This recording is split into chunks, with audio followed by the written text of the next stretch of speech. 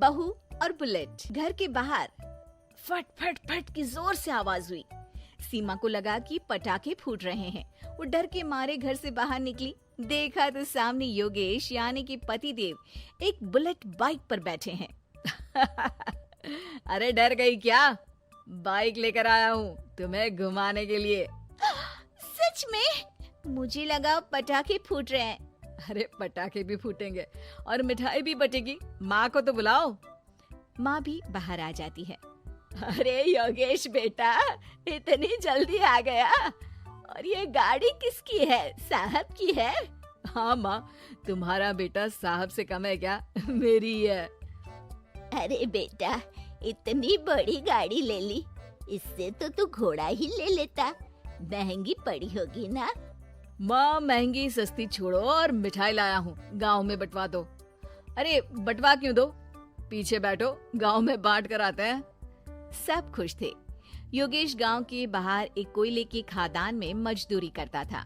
मेहनत और अकल से उसने वहां ठेकेदारी का काम सीख लिया और सूझबूझ से ठीक ठाक पैसा बनाने लगा। गांव में बात फैल गई कि योगेश के घर धमाका गाड़ी आई है। ऐसी गाड़ी पहले कभी किसी ने गांव में तो देखी नहीं थी। योगेश और माँ गाड़ी से वापस घर आ जाते हैं। बेटा, बाबूजी ऊपर से देख रहे होंगे और आशीर्वाद भी दे रहे होंगे तुझे। वो होते तो उनको भी घुमाता माँ। पूरे गांव में नाच नाच के मिठाई बांटने जाते। जैसे मैंने नाच नाच के बांटी थी जब वो अपने लिए एक साइकिल लेकर आए थे। बस बस, बाबूजी दो बात भी सुनाते कि फटफट वाली फटफटी ले आया। सीमा आगे कहती है, अपने लिए तो ये गाड़ी ले आए और मेरे लिए? अरे ये गाड़ी तुम्हारे लिए ही तो है। पक्का मेरे लिए है? अरे पक्का तुम्हारे लिए है। अगली सुबह जब योगेश सो रहा होता है तो उसे बाहर से गाड़ी की आवाज आती है। वो घबरा कर चिल्लाता है, चोर चोर, मेरी गाड़ी ले जा रहा है, चोर चोर। माँ भी जागती है और योगेश के साथ दरवाजे की तरफ भागती है। जैसे ही दोनों बाहर निकलते हैं तो देखते हैं कि सीमा गाड़ी चला रही है। अरे बहू, नाक कटवाओगी क्या? ये क्या कर रही हो? अरे गिर जाओगी, ये क्या कर रही हो तुम? सीमा गाड़ी को रोक कर कहती है, सारे गांव में घुमा लाई, कहीं नहीं गिरी। क्या? सारे गांव में घुमा लाई? अरे लोग क्या कहेंगे बहू? सोचा क्या एक बार? यही कहेंगे कि कितनी अच्छी गाड़ी है। अरे तुम्हारे बारे में। हाँ, कहेंगे ना कि देखो कितनी अच्छी गाड़ी पर बैठी है। बहू गाड़ी रखकर योगेश और सासू माँ के पास जाती है। तुमने कब गाड़ी चलाना सीखा? हमारे बाबूजी के पास पुरानी स्कूटर थी, सीख ली। फिर स्कूल में एक मास्टर जी भी ऐसी ही गाड़ी लेकर आते थे, उन्होंने सिखा दी। हाँ, स्कूल के मास्टर आजकल यही सब तो सिखा रहे हैं। पढ़ाई का कुछ सिखाते तो कुछ भला होता। अरे बहू, अब गाड़ी मत चलाना। हमारे परिवार में कभी किसी औरत ने पीछे से आगे की सीट पे आने की हिम्मत नहीं की है। तुम भी मत करना, समझी? जी समझ गई माँ जी। सीमा सास की बात सुनकर चुपचाप रसोई में जाकर उदास होकर खाना पकाने लगती है। सास सुबह सुबह मंदिर से पूजा करके लौट रही होती है। तभी उसे दो औरतें रोक लेती हैं और कहती हैं, अरे बहू को थोड़े अच्छे लक्षण भी सिखा दो। गाड़ी चलाने निकली थी, गांव की मर्यादा का कोई ख्याल नहीं है। वही तो। अरे पैसे आने लगे हैं तो क्या मतलब कि किसी रीति रिवाज को नहीं मानोगे? अरे समाज में रहना है तो समाज के ढंग से ही रहना पड़ता है। अरे लाज भी नहीं आई बहू को? चूल्हे चौके से निकलकर सीधे गाड़ी लेकर चौराहे चबूतरे नाप लिए, फट फट फट करते हुए। अरे कुछ कह देना उसे। अरे ये क्या कहेगी? बूढ़ी सास है, इनकी थोड़ी ना चलती होगी घर में। हाँ, बहू की ही चलती होगी, मर्जी भी और गाड़ी भी।